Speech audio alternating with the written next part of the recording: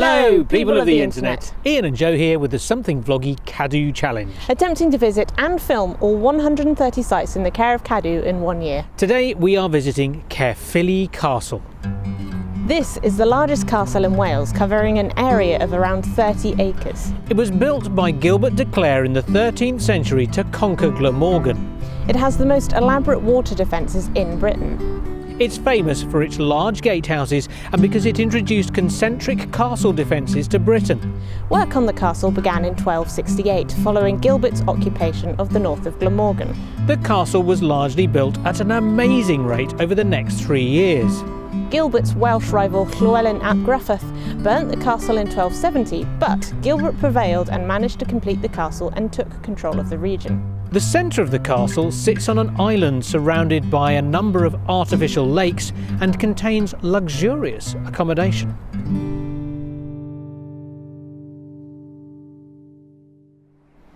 As you enter Caerphilly, you get to see how the concentric thing works much more clearly.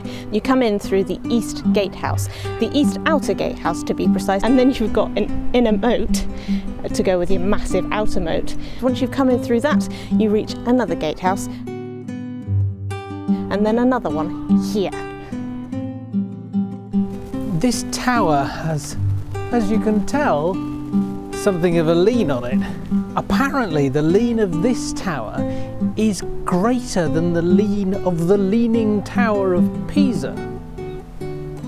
I don't really know quite why it's still standing. It doesn't really look like it ought to be, but I'm taking a leap of faith and I'm standing basically where it will, I should imagine, eventually fall. I mean, you can tell that it leans out a long way because where I'm standing now, which is a good several feet from the wall, I'm getting dripped on by the top of the tower. It leans out far enough that it drips here.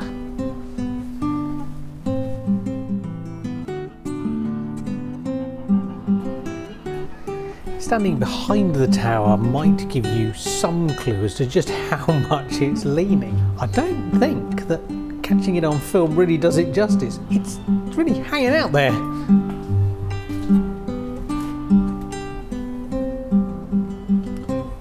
Behind me is a trebuchet, the siege engine that was used to lob bits of rock and flaming things into the castle to either knock bits of the walls down or to cause as much carnage as possible. And if fire got into a castle, then that was pretty catastrophic because there's an awful lot of wood in it. This slightly more slender looking beast behind me here is what is called a Perrier, and a Perrier is used for quick fire rounds. It's got a slingshot on it that you can draw back and whoosh, ping. So you've got your rapid fire and you've got your big punch. Gatehouses. Gatehouses everywhere. Caerphilly Castle is inundated with them. This is one behind me, there are a load of them over there. In fact, basically if you approach the castle from any direction, chances are you're going to hit a gatehouse.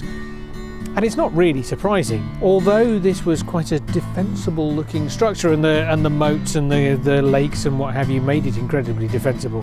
It was also somewhere that was really quite luxurious, and if you're going to have somewhere that's really quite luxurious, it would be a bit of a pain in the neck if any time you wanted to go in and out of it you had to walk all the way around the thing, and that's a bit of a pain in the neck. Much easier to have a gatehouse here and a gatehouse there and a gatehouse there. So gatehouses everywhere.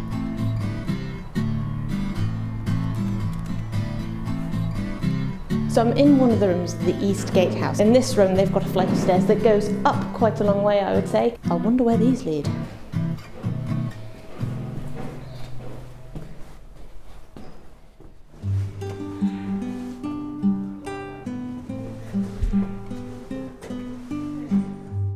Before you reach the roof, you come out onto this, which is a walkway that goes around the inner ward. Now, I'm not going to go this way just yet. I'm going to go up to the roof first, because this place is a maze, and if you go off on a tangent, you end up missing parts. So I'm going to methodically go upstairs, then come back down, and then do the walkway. I made it to the roof! Finally, the stairs are long. When you get up here, the views aren't as vast as most other castles you see. You can't see that far over the landscape, but what you can see is quite a way over the castle, and that's quite something because you get a bird's eye view of what's going on down below. So roof. I'm going to make the most of the fact that I'm on the roof because, yes, you work to get up here. Just over halfway up the steps, or a little way down, is this walkway, and I am going to see what's on the other side. There are some spectacular views over the walkway of the moats and lakes and ducks and swans and geese.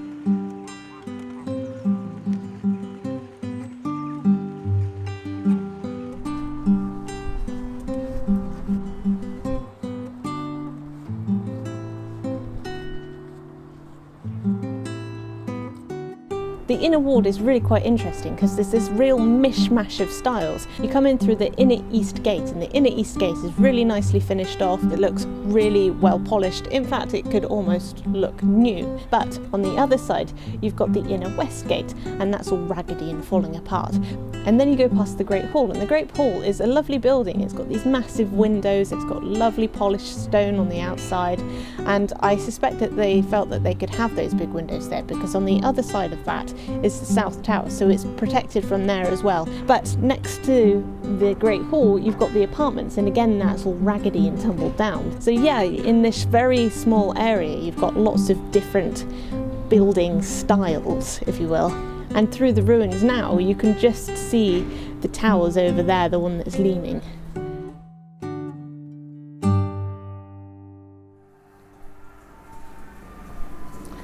This is a lot of the point of this place. It's all about lavish living and entertainment, and this is lavish.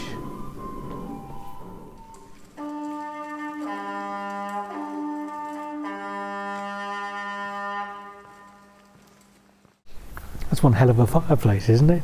I mean, it's kind of artificial now. It is a projection, but in its day, that would have kicked out some heat. The wooden structure you see behind me, that is a minstrel's gallery. And the idea is you stick your musicians up there and they can play and entertain and take advantage of the fact that the acoustics in here are really quite something. Stick your musicians up there, they can be heard down here throughout the hall without you and your chums sitting and chatting too loudly. It's a great idea. I mean, basically, it's the forerunner of the modern day stage. So off the Great Hall, you've got this, basically a set of posh apartments on the ground floor. This is where the servants would have been, and then upstairs, that is where Gilbert de Clare and, you know, the posh folks would enjoy the riches of life. It had glass in the windows. I mean, we're talking, you know, end of the 13th century here, and glass was quite expensive. It's got some really ornate stonework around it, so you can tell it's very lavish. If you've got the money to do this sort of thing, you are a very, very, very wealthy individual. Gilbert de Clare was obviously doing very well for himself, thank you very much.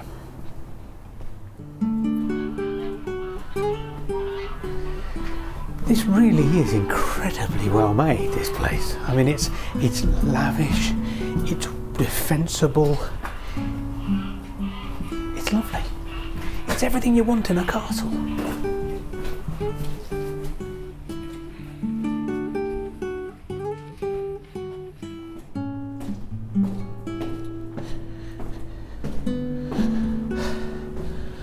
I hope you don't have a problem with stairs, and specifically spiral stairs, because they are everywhere in this place. Which isn't a problem. I'm pretty sure it's keeping me fit.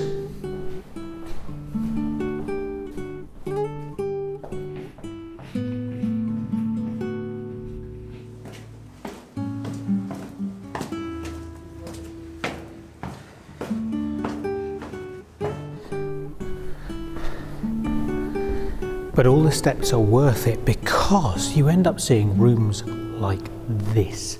This is part of that main gatehouse, and it's amazingly lavish. I mean, it's really nice in here. See what I mean? It's vast. And it's worth bearing in mind that what we're actually standing above now is the drawbridge room. So up here, you're pretty safe. I mean, you're in a castle that's pretty much within a castle that's within a castle surrounded by, you know, moats and lakes and, I mean, other than the people who are already inside, you don't have to worry too much. Oh, and did I mention the spiral staircases? What you're looking at behind me is the inner wards. You've got the East Tower over there, which is where all the lavish, nice things are. And then you've got this nice grassy area there, and then you've got the Great Hall over here. And so what you've got is a courtyard made up of the other bit I'm standing on, which I'm guessing is going to be the West Gatehouse. As a result, what you've got is a very defensible little area in the centre of the castle, which is surrounded by a ward, which means that you've got a bit of grassy area and then a bunch of walls, and then you've got moats and lakes and things like that separating that from yet another defensible area on the outside of that. So I get the feeling that somebody might have been a little bit paranoid. What do you reckon?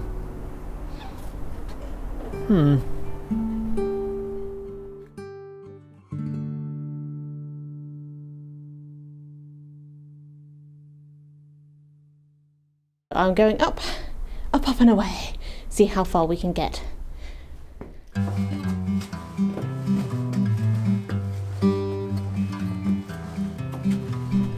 You go just a little way up the stairs and you come into this quite interesting little circular room. There are little alcoves off the side of it.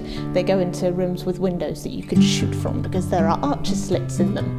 Apart from that window there, they're all archer slits. And this is just off the main inner ward. So you've got this separate tower that comes off here and it's got a roof. So this is it. It sticks out. It's here for this room. And then the stairs go further up and presumably to the roof. So I've come to the highest point that I can reach in the West Tower, and as you can see, it's got a roof, which is the roof, I'm guessing, of the circular room that Joe's just been in. And although you could go slightly higher, there's a gate with a lock, which means that I can't go any higher. I'd like to go up there because I'm guessing that the views from there are fantastic. The views from here are pretty good too.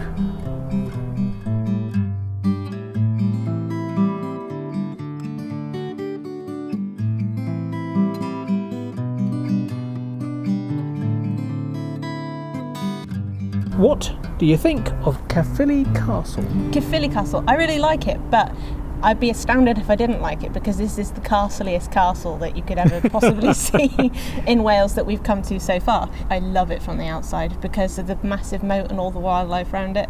That's not just a moat. No, that's several lakes, I'll have you know. Moat and several lakes. Yeah. Wow. Yeah. It's all very well done though, isn't it? Yeah. Whoever thought this up, well, Gil de Clare is the bloke in charge. So it's got to be several generations worth of people building out like a Russian doll. But you've got to bear in mind the majority of it was done in a space of about 3 years, which is incredible considering how much is here. Yeah. When you go to a ruin and there's nobody there, you feel like you're exploring it for yourself for the first time. But when other people are there, you kind of feel like you have to share the experience a bit, and it's kind of like, oh, I want to wander around this place. What selfish explorers we are. Anyway, with that being said, if you really like these videos, please subscribe, yes, like, share, comment, all the things we like to see in here and stuff. Pop over to our website and see how the map is progressing because that's doing quite well, and it's looking properly stuffed up now. Yeah, it's getting there. We've knocked most of South Wales on the head now. We're getting to the point where we're going to be heading north soon, which is quite exciting. Yes. Spring. Can you tell it's sunny? Yeah. We were shocked. I was like, I have to take my hat off. It's too warm. Yeah, it's amazing. It was snowing yesterday. Yeah. So we shall see you next time. TTFN.